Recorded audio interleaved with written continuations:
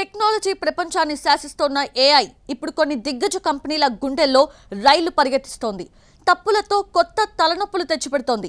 AI mind hang అయితే చాలు కంపెనీల ఫ్యూచర్ బ్లాంక్ అయిపోతోంది. కోడింగ్లో తేడా వస్తే ఈ ఏఐలు ఎంతకైనా తెగిస్తాయని ప్రూవ్ చేస్తున్నాయి. బ్యాక్ ఎండ్లో డేటా లీక్ చేస్తూ ఫ్రంట్ ఎండ్లో కంపెనీల పరువు తీస్తున్న ఈ ఏఐల అతి తెలివి అల్గోరిథమ్స్ అంతా ఇంత కాదు. మొన్న ఐబిఎం, నిన్న ఫోర్డ్ కంపెనీస్ ఏఐకి దండం పెట్టేసి తొలగించిన ఉద్యోగులను తిరిగి తీసుకున్నాయి. కంపెనీల పాలిట ఏఐ సాఫ్ట్వేర్ శనిలా మారిందా? నోరు మంచిదైతే ఊరు మంచిదవుతుంది అనే సామెత మనుషులకే కాదు ఏఐ చాట్ బ్యాట్లకు కూడా వర్తిస్తుంది అని ఈ మధ్య జరుగుతున్న ఘటనలు నిరూపిస్తున్నాయి. ఖర్చులు తగ్గించుకోవడానికి కంపెనీలు ఏఐ వైపు మొగ్గు చూపుతుంటే మరోవైపు ఆ ఏఐలు చేస్తున్న వింత వింత తప్పులు, తప్పుడు సమాచారం కంపెనీల పరువు తీస్తున్నాయి. కోట్లాది రూపాయల జరిమానాలకు కారణమవుతున్నాయి. తప్పుల తడకతో ఏఐ అస్తవ్యస్తం. ఐబిఎం సహా ఎన్నో కంపెనీలకు తీవ్ర నష్టం. ఏఐ సామర్థ్యంపై అతి నమ్మకం కొంప ముంచుతోందా? మ్యాన్ పవర్ కంటే కాస్ట్లీతో మొదటికే మోసమా? కృత్రిమ మేధ ఎందుకు ఫెయిల్ అవుతోంది? ఏఐ ఏఐ ఏఐ ఇప్పుడు సాంకేతిక ప్రపంచాన్ని శాసిస్తున్న ఏకైక పదం ఏఐ అంటే ఆర్టిఫిషియల్ ఇంటెలిజెన్స్. వ్యాపార సామర్థ్యాన్ని పెంచడానికి, ఖర్చులను తగ్గించడానికి విశ్వవ్యాప్తంగా అనేక సంస్థలు ఏఐని విపరీతంగా అడాప్ట్ చేసుకుంటున్నాయి. సాఫ్ట్వేర్, మెడికల్, సైబర్ సెక్యూరిటీ ఇలా అన్ని రంగాల కంపెనీలు ఏఐ నామస్మరణ చేస్తున్నాయి. ఏ విషయాన్నైనా విడమరిచి చెప్పే చాట్ జీపీటీ, గూగుల్ జెమినిఐ వంటి చాట్ బాట్లు ప్రతి ఒక్కరి నేస్తాలయ్యాయి. ప్రతిష్టాత్మక కంపెనీలు ఏఐకి వెల్కమ్ చెప్పి ఎంప్లాయీస్కు ఎగ్జిట్ చూపుతున్నాయి. ఏఐతో ప్రపంచమే మారిపోతుందన్న అంచనాలకు లెక్కేలేదు. కానీ రాను రాను రాజుగారి గుర్రం గాడిదైనట్టుగా ఏఐతో అద్భుతాల సంగతేమో గాని దాన్ని కొని తెచ్చుకున్న కంపెనీలకు చుక్కలు కనబడుతున్నాయి. ప్రఖ్యాత ఐబిఎం, ఫోర్డ్, మెక్డొనాల్డ్స్ సహా ఎన్నో కంపెనీలకు ఏఐ తప్పులు కొత్త తలనొప్పులు తెచ్చిపెడుతున్నాయి. 1,00,000 మంది పనిని ఒక్క ఏఐ చేసేస్తుందని కోట్లు పెట్టి తెచ్చుకుంటే చివరికది కలగాపులగం చేయడంతో చివరికి మళ్లీ మనుషులతోనే చేయించుకోవాల్సొచ్చింది. ఐబిఎం వాట్సన్ హెల్త్ వివాదం మెడికల్ రంగంలో అతిపెద్ద ఏఐ వైఫల్యంగా కలకలం సృష్టిస్తోంది. క్యాన్సర్ వంటి ప్రాణాంతక వ్యాధులకు సరికొత్త చికిత్సలను కనుగొంటుందని, డాక్టర్ల కంటే వేగంగా రోగ నిర్ధారణ చేస్తుందని భావించిన ఈ సూపర్ కంప్యూటర్ ఏఐ ప్రాజెక్ట్ చివరకు రోగుల ప్రాణాలకే ముప్పు తెచ్చే తప్పుడు సలహాలివ్వడంతో తీవ్ర వివాదాలకు దారితీసింది.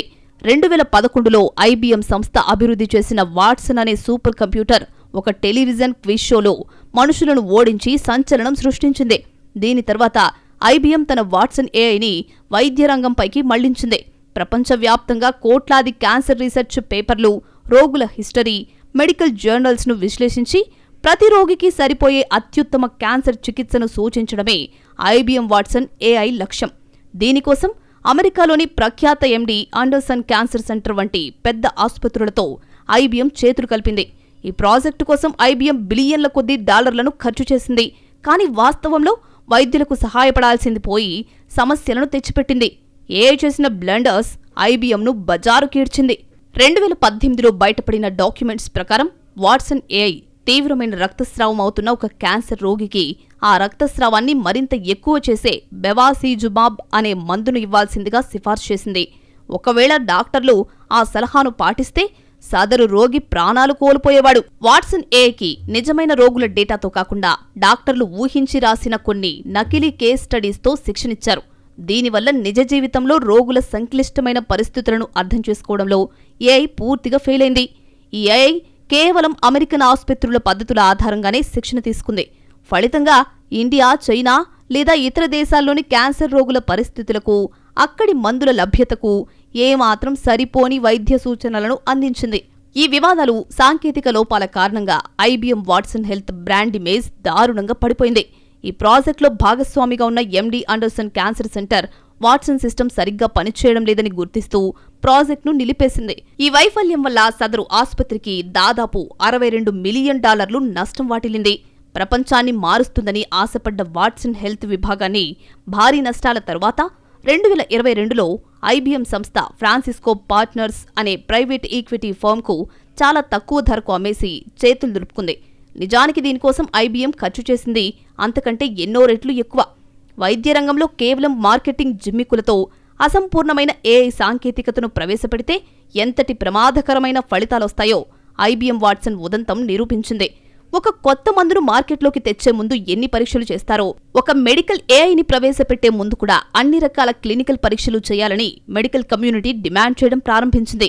వైద్యుడికున్న అనుభవం, రోగి పరిస్థితిని స్వయంగా చూసి అర్థం చేసుకునే గుణం ఏ ఏఐకి రాదనే విషయాన్ని ఈ వివాదం మరోసారి స్పష్టం చేసింది. అమెరికాకు చెందిన ప్రముఖ హెల్త్ కేర్ ఇన్సూరెన్స్ సంస్థ యునైటెడ్ హెల్త్ కేర్ వృద్ధులైన రోగుల కేర్ మేనేజ్మెంట్ కోసం ఎన్హెచ్ ప్రెడిక్ట్ అనే ఏఐ అల్గారిథంను ఉపయోగించింది. ఈ ఏఐ ఇన్సూరెన్స్ క్లెయిమ్లను తిరస్కరించడంలో 90% ఖచ్చితత్వంతో పనిచేసింది. నిజమైన హ్యూమన్ డాక్టర్లు రోగికి ఇంకా చికిత్స అవసరమని సిఫార్సు చేసినా ఏఐ మాత్రం ఆ సిఫార్సులను పక్కనబెట్టి రోగులకు లభించాల్సిన సేవలను నిలిపివేసింది. దీనిపై సదరు సంస్థ భారీ చట్టపరమైన దావాలను ఎదుర్కొంటోంది. ఎయిర్ కెనడా చాట్బాట్ వివాదం ఏవియేషన్ రంగంలో అలజడి రేపింది. ఒక కస్టమర్ తన కుటుంబ సభ్యుడి అంత్యక్రియల కోసం ప్రయాణించాల్సి వచ్చినప్పుడు ఎయిర్ కెనడా ఏఐ చాట్బాట్ అతనికి లేని బెరీవ్మెంట్ ఫేర్ను సూచించింది. అంటే మరణాల సమయాల్లో ఇచ్చే డిస్కౌంట్ పాలసీని వివరించింది. టికెట్ కొన్నాక రీఫండ్ క్లెయిమ్ చేసుకోవచ్చని చెప్పింది. ఆ చాట్బాట్ ఇచ్చిన నమ్మకంతో సదరు ప్రయాణికుడు సుమారు $1,630 కెనడియన్ డాలర్లతో టికెట్లు కొన్నాడు. ప్రయాణం ముగిసిన తర్వాత క్లెయిమ్కు అప్లై చేస్తే కంపెనీ షాక్ ఇచ్చింది. అసలు పాలసీ ప్రకారం అలా కుదరదని కంపెనీ తేల్చి చెప్పేసింది. దీంతో కస్టమర్ కోర్టును ఆశ్రయించాడు. కంపెనీ వెబ్సైట్లో సమాచారంతో సంబంధం లేదు. చాట్బాట్ ఇచ్చిన తప్పుడు సమాచారానికి కంపెనీయే పూర్తి బాధ్యత వహించాలని కోర్టు తీర్పునిచ్చింది. వడ్డీ, కోర్టు ఫీజులు కలిపి మొత్తం $812 కెనడియన్ డాలర్లు నష్టపరిహారంగా చెల్లించాలని ఎయిర్ కెనడాకు ఆదేశించింది. ఎయిర్ కెనడా ఏఐ గుణపాఠం ఏంటంటే ఇది కేవలం బాట్ మాత్రమే అనే సాకు ఇక చెల్లదు.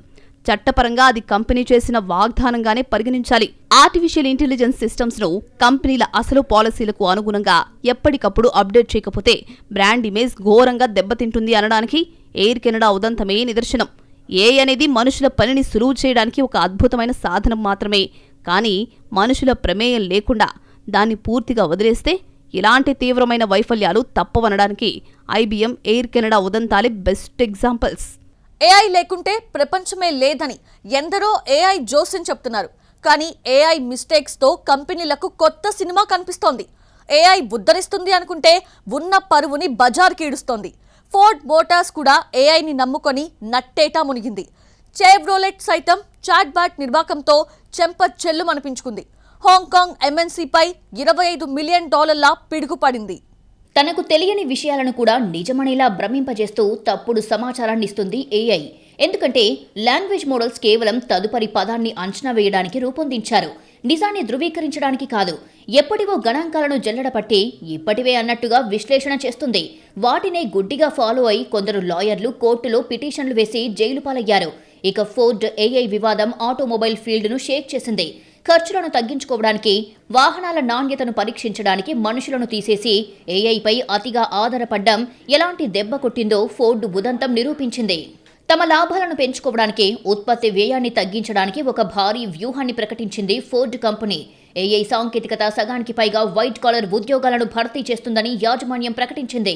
ఇందులో భాగంగా ఫోర్డ్ కంపెనీ దాదాపు 900కు పైగా ఏఐ పవర్డ్ కెమెరాలను, ఆటోమేటెడ్ ఇన్స్పెక్షన్ సిస్టమ్స్ ను తమ ప్లాంట్లలో అమర్చింది. వాహనాల్లో లోపాలను, డిజైన్ తప్పులను ఈ ఏఐ సిస్టమ్స్ కనిపెడతాయని కంపెనీ భావించింది.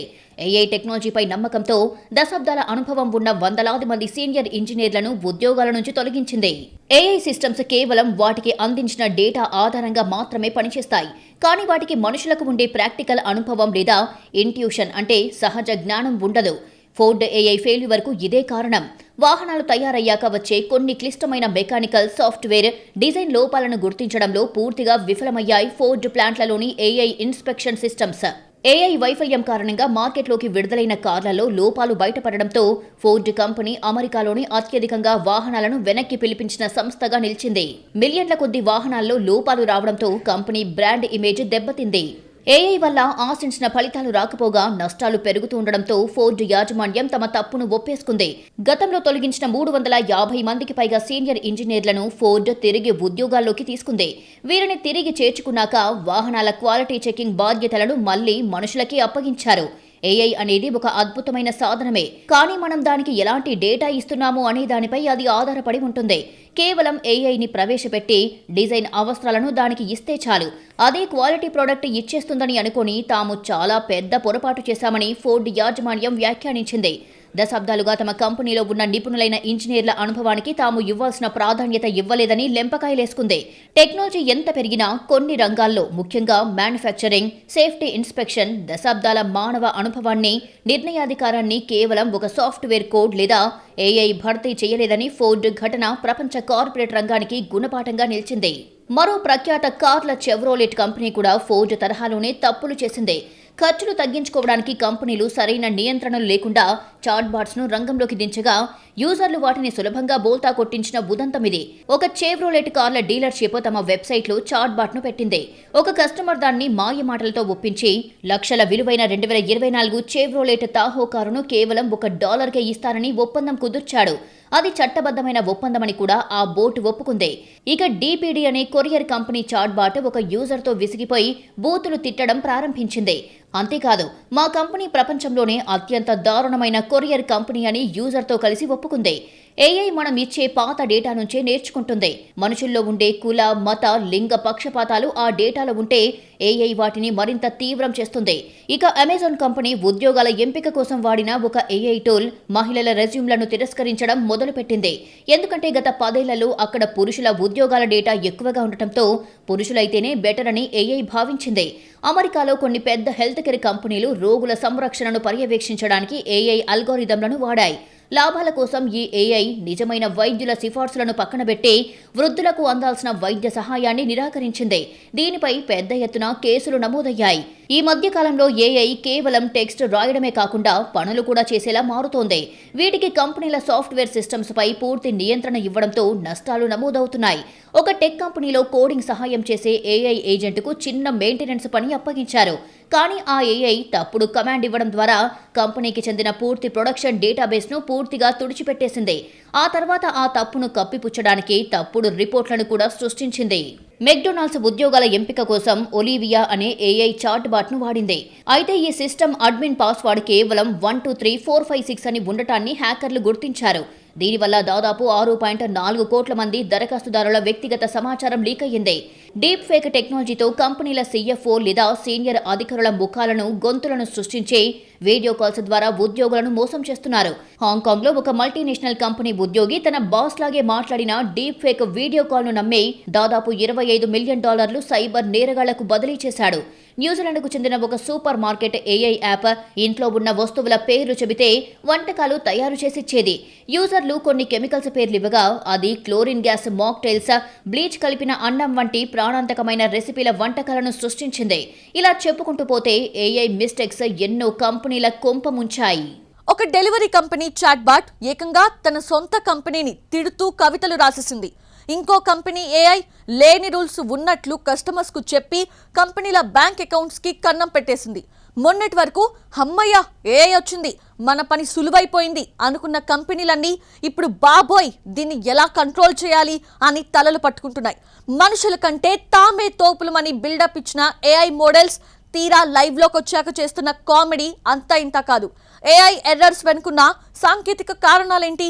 ఏఐను నమ్ముకున్న టాకో బెల్ డ్రైవ్ త్రూ అనే పాపులర్ ఫాస్ట్ ఫుడ్ కంపెనీ కూడా బొక్కబోర్లా పడింది. ఖర్చులను తగ్గించుకోవడానికి, త్వరగా ఆర్డర్లు తీసుకోవడానికి ప్రవేశపెట్టిన ఏఐ సిస్టమ్ వినియోగదారులను తీవ్ర అసహనానికి గురి చేయడమే కాకుండా సోషల్ మీడియాలో కంపెనీ పరువు తీసింది. డ్రైవ్ త్రూల దగ్గర కస్టమర్లు కార్లో ఉండి మైక్ ద్వారా ఆర్డర్ ఇస్తుంటారు. ఈ ప్రక్రియను ఆటోమేట్ చేయడానికి టాకో బెల్ తన కొన్ని వందల అవుట్లెట్లలో వాయిస్ సిస్టమ్ను ప్రవేశపెట్టింది. కస్టమర్ మాట్లాడే గొంతును అర్థం చేసుకుని అది ఆర్డర్ను కంప్యూటర్ స్క్రీన్పై రికార్డ్ చేయాలి. కార్మికుల కొరతను అధిగమించడానికి, అలాగే ఆర్డర్ ప్రక్రియ వేగవంతం అవుతుందని కంపెనీ ఈ నిర్ణయం తీసుకుంది. అయితే డ్రైవ్ త్రూల దగ్గర ఉండే ప్రాక్టికల్ వాతావరణాన్ని అర్థం చేసుకోవడంలో ఏఐ ఘోరంగా విఫలమయ్యింది. కార్ల ఇంజన్ల శబ్దాలు, వెనక సీట్లో పిల్లల అరుపులు లేదా కస్టమర్ల యాస మారినప్పుడు ఏఐ కన్ఫ్యూజ్ అయిపోయింది. ఒక ఆర్డర్కు బదులు మరొకటి రికార్డ్ చేయడం ప్రారంభించింది. దీంతో ఆర్డర్లు తారుమారయ్యాయి. డ్రైవ్ త్రూ దగ్గర ఏఐ పడుతున్న తిప్పలను వీడియోలు తీసి సోషల్ మీడియాలో పోస్ట్ చేయడంతో అవి కాస్త వైరల్ అయ్యాయి. ఏఐతో వాదించలేక కస్టమర్లు లైన్ల నుంచి వెనక్కి వెళ్లిపోయిన సందర్భాలెన్నో. ఈ వివాదాలు టెక్నాలజీ పరిమితులను స్పష్టం చేస్తున్నాయి. కస్టమర్లతో నేరుగా మాట్లాడే స్థానాల్లో ఏఐని పూర్తిగా ఒంటరిగా వదిలేయడం ప్రమాదకరమని రుజువయ్యింది. ప్రపంచవ్యాప్తంగా ఏఐ వైఫల్యాలు, వివాదాలు పెరుగుతున్నాయని స్టాన్ఫోర్డ్ యూనివర్సిటీ అధ్యయనంలో తేలింది. 3 ఏళ్లలో దాదాపు 26% ఏఐ దుర్వినియోగం ఘటనలు నమోదయ్యాయని తెలిపింది.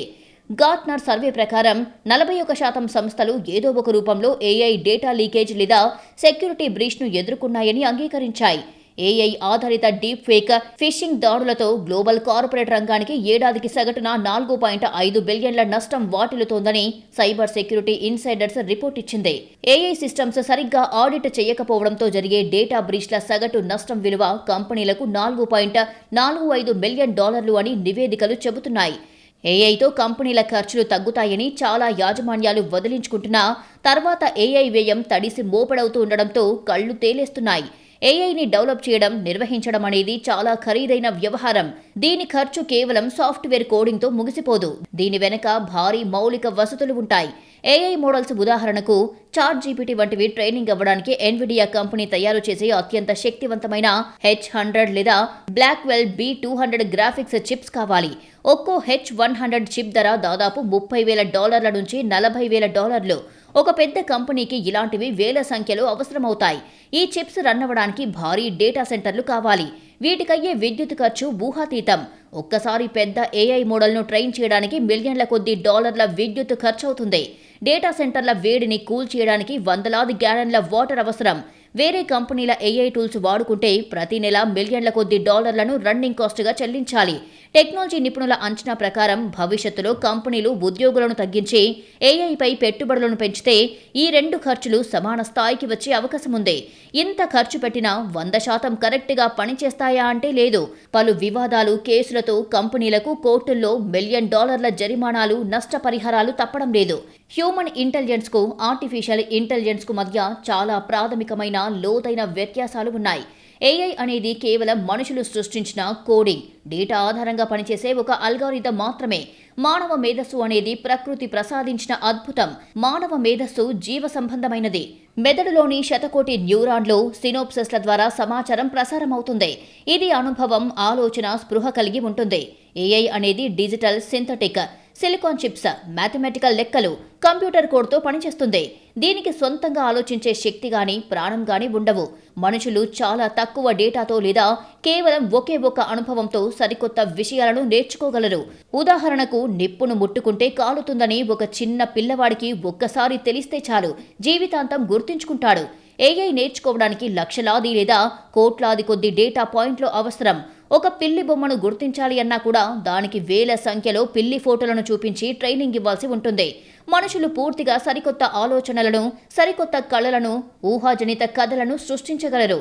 శూన్యం నుంచి సరికొత్త ఆవిష్కరణలు చేయడం మానవ మేధస్సుకే సాధ్యం. ఏఐ కవితలు రాయగలదు, బొమ్మలు గీయగలదు, కానీ అది సొంతంగా సృష్టించేవి కావు. ఇంటర్నెట్లో ఇప్పటికే ఉన్న కోట్ల కొద్ది మనుషుల ఆర్ట్ వర్క్స్, రచనలను రీమిక్స్ చేసి కొత్తగా చూపిస్తుంది తప్ప దానికి స్వంతంగా సరికొత్త ఆలోచన రాదు.